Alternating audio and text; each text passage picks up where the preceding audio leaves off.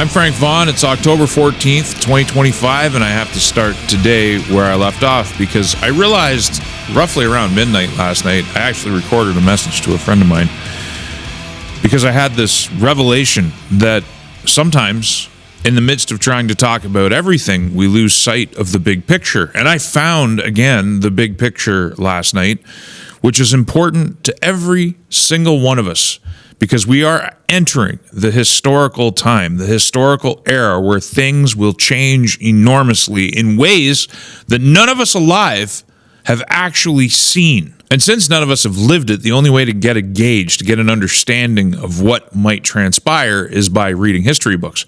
But reading is only one aspect of it. You actually have to meditate on what you're reading and try and put yourselves in the shoes of somebody living in it moment to moment. Because one of the flaws, one of the problems with reading alone is that you can read about weeks and months worth of history, and it can be boiled down into a few paragraphs or even a chapter that you can read 20, 30 minutes, an hour. You can read an entire history and biography of Joseph Stalin or Adolf Hitler in a book that's very thorough that'll take you 30, 35 hours to read. But the period of time covered spanned decades, so it feels quicker when you read it than it actually is in reality. But eventually you hit inflection points, and I think we're at one right now. On screen is a bunch of metrics, actually, but the U.S. national debt is the one that we should be paying attention to, along with the interest on the debt, over $1 trillion per year, greater than defense, creeping up on as much as Social Security and Medicare. The U.S. has brought in $5 trillion, and as you can see, the math just doesn't add up. The United States is bankrupt. The U.S. dollar is being abandoned, not just in Asia, but also in Europe, and you're going to see that. Its status as the global reserve currency it's on the ropes. Like, it's not just on the ropes. It's over. It's over, and we're just going through the motions of it being over.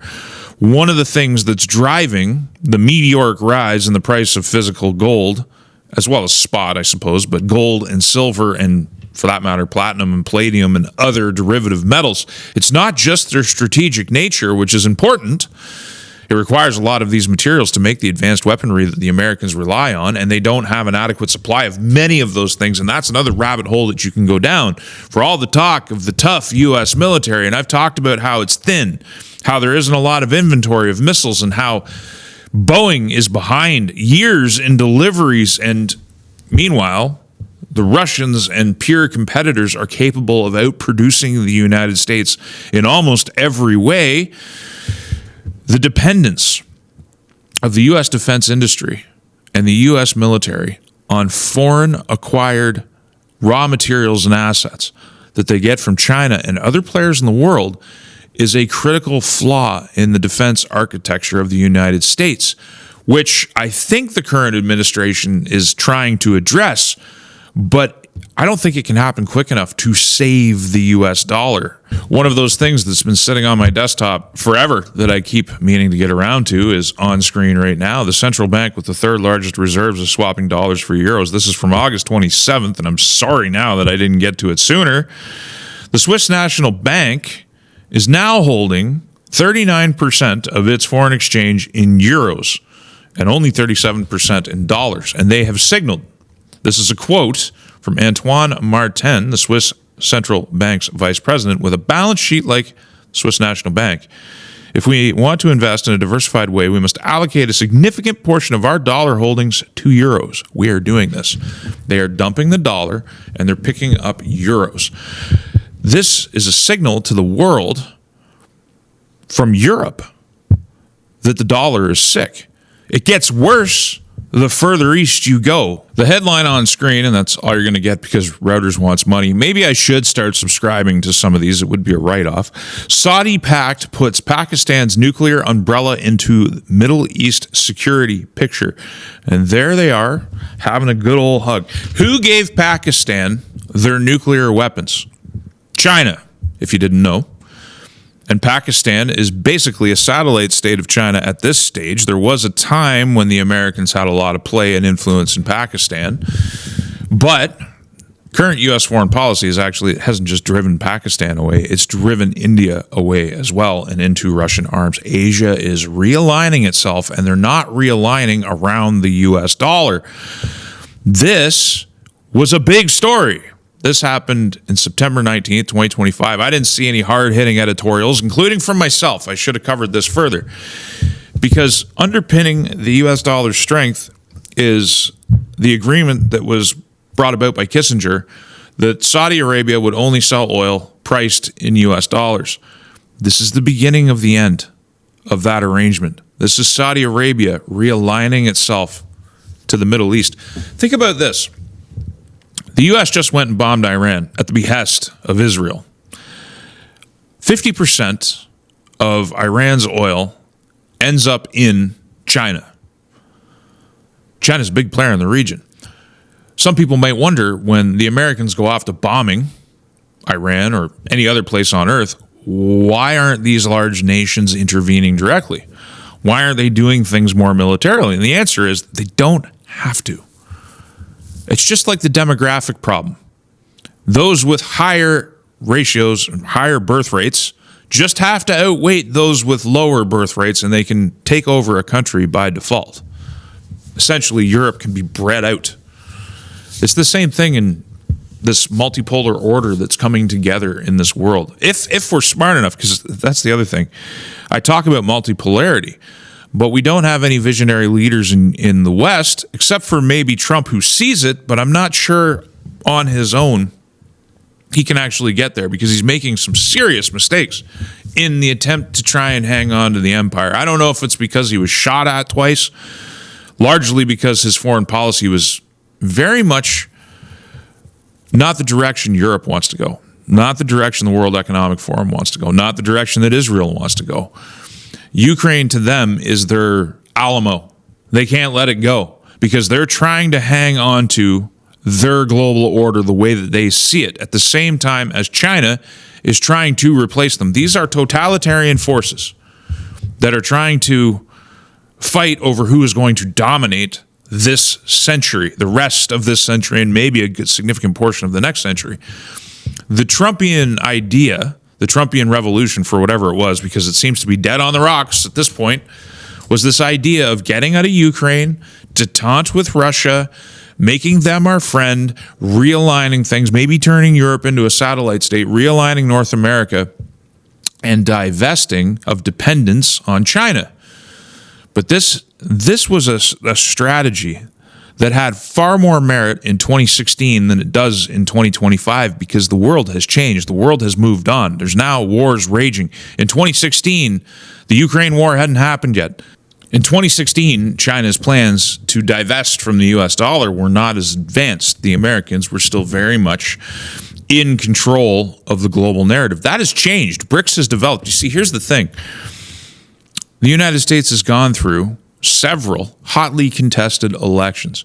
The Biden administration tried to change, actually renewed the direction that the United States was heading. That is dependence on China and basically selling the nation out and selling the future of the nation out for a few bribes through Hunter Biden, 10% for the big guy. All of those narratives, all of those stories, was a very corrupt, very weak administration that cost the United States 4 years.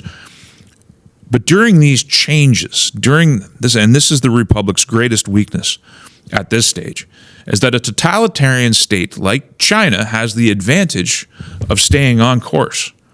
They can hatch a long-term 5, 10, 15-year plan, and using the powers of the state and using the powers of repression, they can force the population to stay on that trajectory.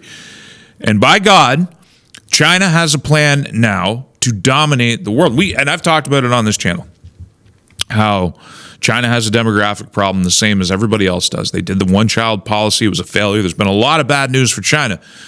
But the fact is, even if you don't believe their population figures, even there's people who claim that their population is somewhere around 800 million and they're hiding the decline. They still have far more manpower. They still have far more regime rigidity, top-down approach, unification of ideological pursuit. They can turn on a dime. When Justin Trudeau said he admired China's basic dictatorship, he was actually highlighting something very true, and that is they have this advantage, that they have been on this plan, on this trajectory to take over domination of the world, and they can stay on it. They don't have to worry about elections. Whereas the Americans have been snip, snap, back and forth, changing directions. So in comes Trump in 2024. He comes back, the great comeback. But his plan, at least in the campaign, was structurally the same as 2016. The problem is it hasn't materialized that way on screen. This is just another piece of terrible news that fell by the wayside as China's reported ban on BHP, a bluff or a glimpse in the future. This is Australia. Iron ore is Australia's largest and most valuable commodity export, with China as the number one buyer. I've highlighted in the past that Australia is almost a canary in the coal mine for European-centered or U.S.-centered power in the world. So what happened here? According to reporting by Bloomberg, China applied pressure earlier in September by instructing its mills to stop buying one specific BHP product. Then, at the end of the month, China reportedly expanded the order to suspend all shipments from BHP priced in U.S. dollars. BHP is an Australian company, and China is ordering it to start pricing in a different currency. I'm not going to get into that structure. The only thing you need to know is that China is now ordering a member of Five Eyes, a so-called European station in Asia, ordering them to stop pricing in U.S. dollars. And for all intents and purposes, as much as this article is just highlighting a bunch of drama, this company is dependent on China, and my guess is they will comply. This is China, once again, stretching itself, flexing its muscle, and Australia will comply.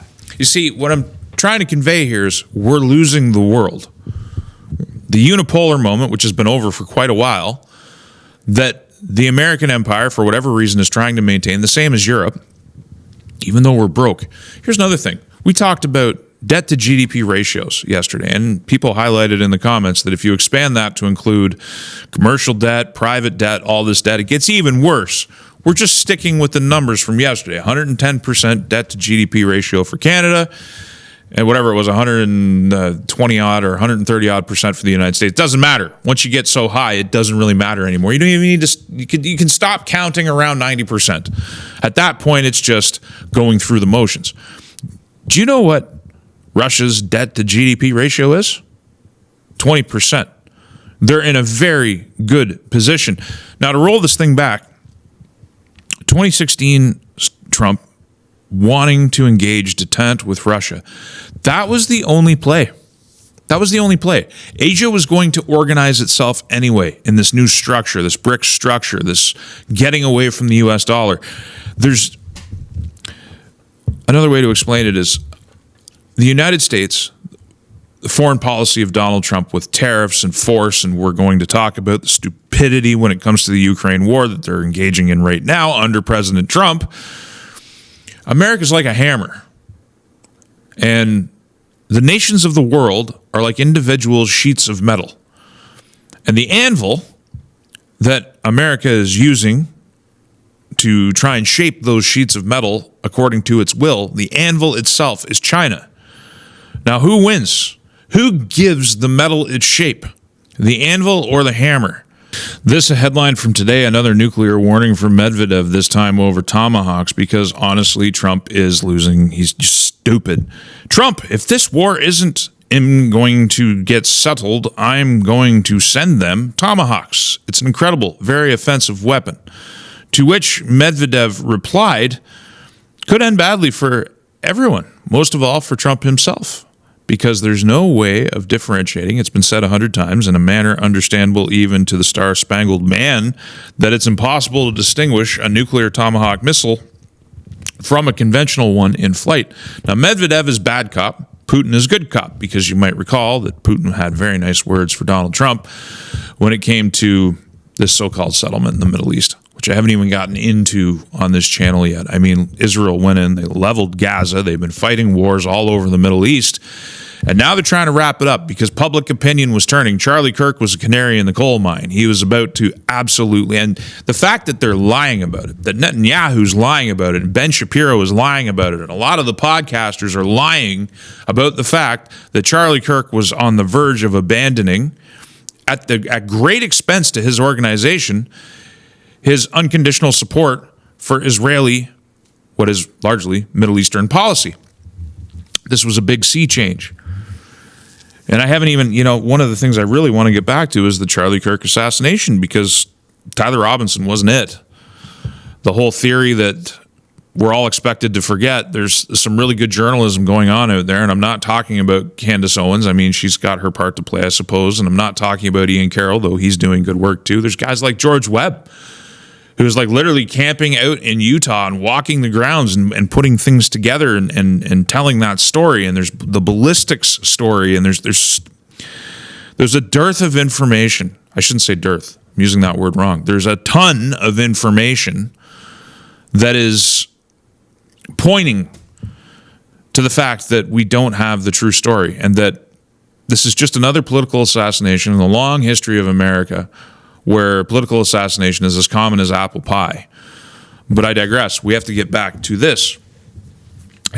There's no way for the United States, or Europe for that matter, to effectively force Russia to do their will. Europe's broke. So is the United States. They can print money all they want, but all they're doing is destroying their own people by creating the conditions for mass-scale inflation. Like I said in yesterday's video, the inflation that we've already experienced is baked in. Nobody's talking about lowering prices. They're only talking about slowing the price rise. They can't do that. The Federal Reserve is starting to lower interest rates now. It's a political decision, because really, what the Federal Reserve and what the U.S. economy needs is pain. And no one wants to deliver that pain. It needs to be managed pain. They need to reel in that deficit. They need to take the risks. The reason they can't is because of politics, because it's a republic, because people vote, and often they vote superficially. They vote for their own well-being and their own pocketbooks. They will not willingly vote for pain. But even if they don't vote for pain, they're going to get pain. As I showed yesterday, the American economy, we're being gaslit. Stock markets are at all-time highest because of borrowing. People are borrowing money and yeeting it into the market, hoping for magic to happen. The U.S. dollar is losing its purchasing power. Even with the government shut down, White House ready's next round of layoffs as shutdowns drag on.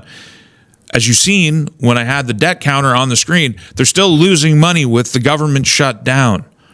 $1 trillion in interest payments. If they raise interest rates,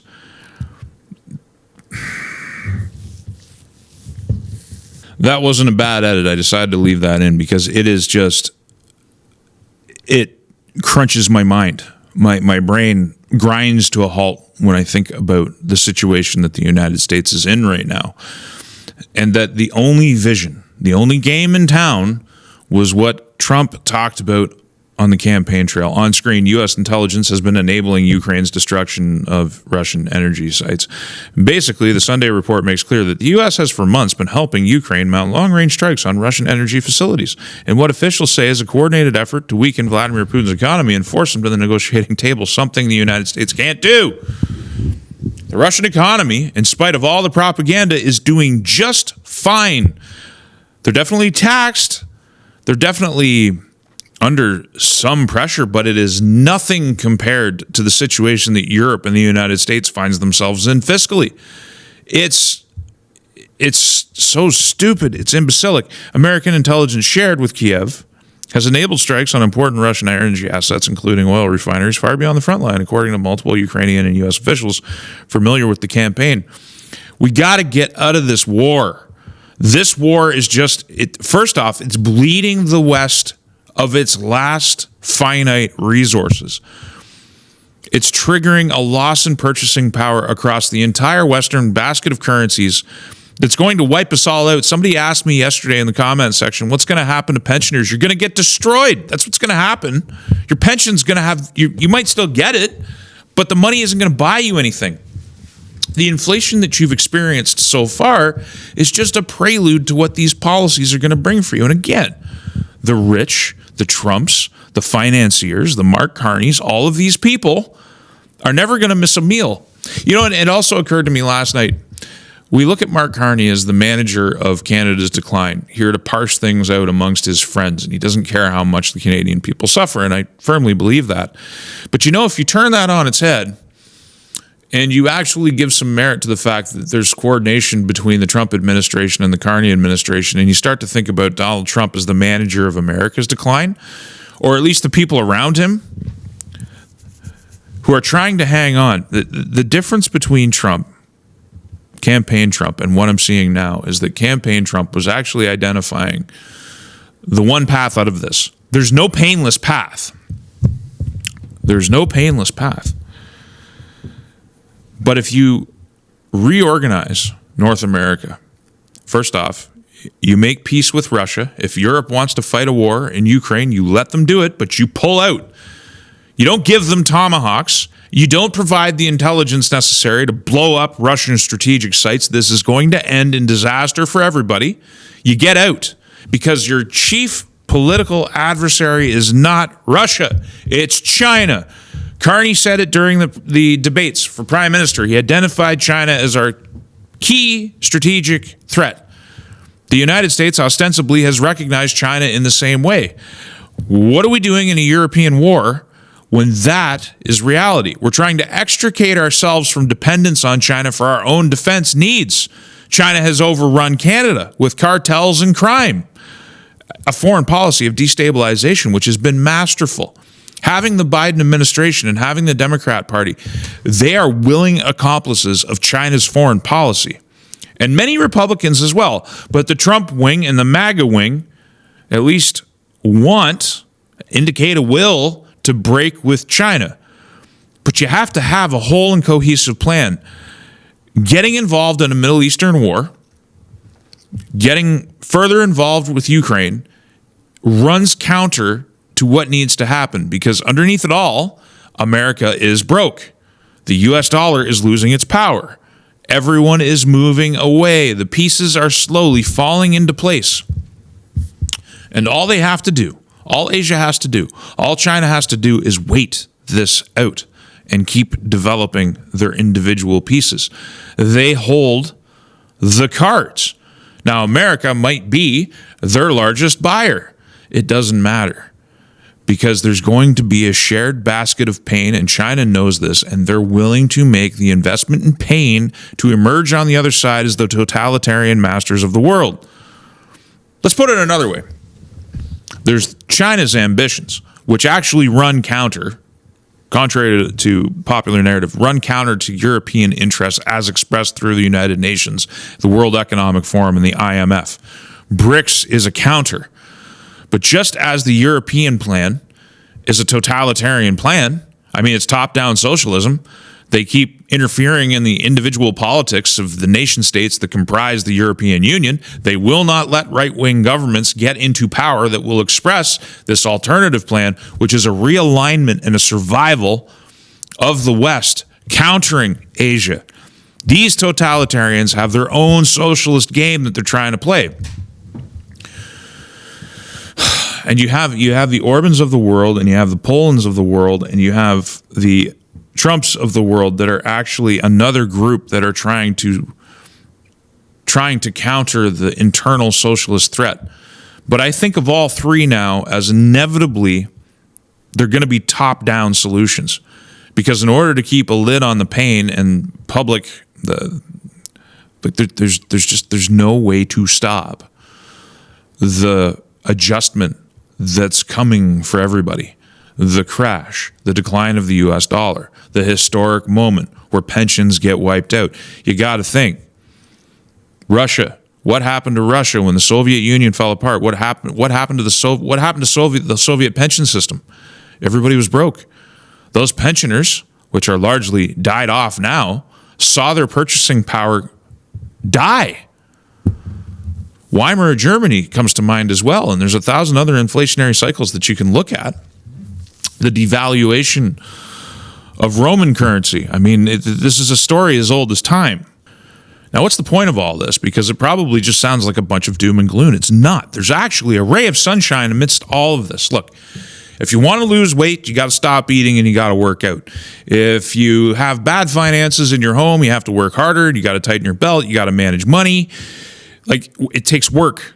Anything good in this world, anything you want to build takes work, and work is implied suffering. If you want to have a farm, you're going to have to sweat. You're going to have to bleed.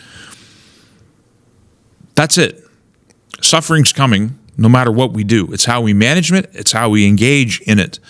There is this opportunity with a shrinking window for Canada and the United States and Europe to get our collective heads out of our asses and stop pretending like we run the world, because we don't anymore. We have squandered the opportunity. We're heavily in debt. Our currencies, this basket of currencies that trade against each other, mean less and less to Asia every single day.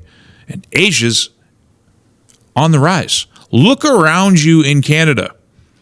People like to talk about Khalistanis and Indians everywhere. Why is, a question that was posed by somebody visiting Canada, some famous person with an Instagram account, I can't remember who. They came to Canada, looked around the place, and they said, why is Canada turning into India? There's an answer to that. There's multiple answers to that. But at the end of the day, it's a sign. For the purposes of this video, it's a sign that Asia is rising. Not just China, but Asia. They're creating their own world order. And the quality of life that we have enjoyed at the expense, because we've outsourced, we stopped working, people. We stopped making things. We stopped being dependent on ourselves and became dependent on cheap third world labor. We wanted the smartphones. We wanted the iPhones. We wanted the cheap technology. And so we gave it all away. It's made over there. We wanted the stuff. We didn't want the pollution of processing the materials that make that stuff. So we gave it to them. When they said that they would do it, we sent it to them. And we've forgotten what work looks like. We've forgotten the hot and sweat of coal mines and just blue-collar stuff. We've outsourced it. If you go on YouTube and you watch how it's made videos, I do with my son all the time, when it comes to forging, when it comes to processing of materials, it is always Chinese-made videos with English subtitles. You go into the factories, and as they're going through the factories, things are written in either Cantonese or Mandarin. I think it's Cantonese is the main language. I might have that wrong. Mandarin, Cantonese, and English, so that the U.S. investors, the big money, the European investors, have something that they can read when they go there. This is an artifact. This is an artifact of thinking in the 1990s and the early aughties. This dependence, and that if we gave them the shitty work, pardon my French, if we give them the shitty work and they make money off doing it, all of a sudden they'll magically turn into a liberal democracy. Well, they didn't, because the advantages of totalitarianism are too many. They don't need us. Now, we can collectively express this intention to break away from this world order. I shouldn't say they don't need us, because they could still use us when it comes to trade. We do a lot of things. We generate a lot of food. We generate a lot of raw materials. Lumber comes to mind. The world does need trade. It doesn't need U.S. hegemony. It doesn't need the World Economic Forum. It doesn't need Europe. It doesn't need the vision of the so-called Western powers. They're moving past us.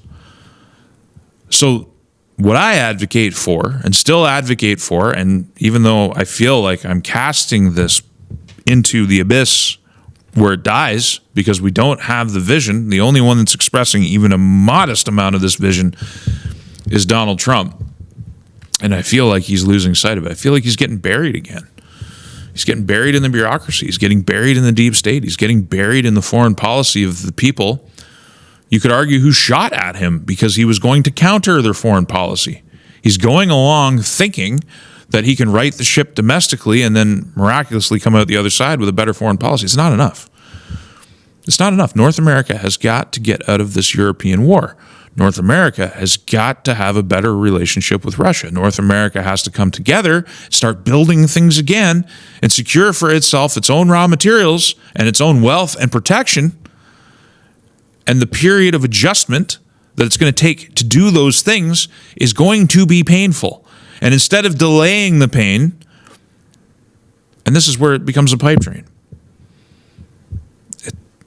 People don't want pain.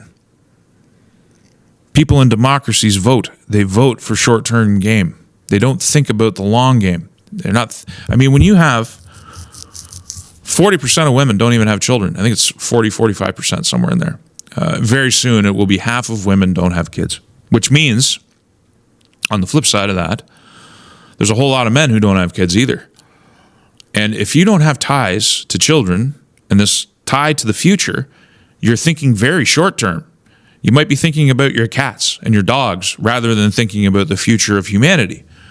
This short-term thinking is why politicians delay the bad news and don't start the process of the pain, or they bury it in flowery language, or they fiddle with the curtains while the house burns. There just needs to be a better collective vision. We're not fighting a war of domination anymore. We're not trying to maintain hegemony. We're trying to survive in a world with rising superstates that aren't European or North American. We have to reorganize around a hemispheric defense idea of fortifying North America, of dealing with South America. We have everything we need. But the time is running out.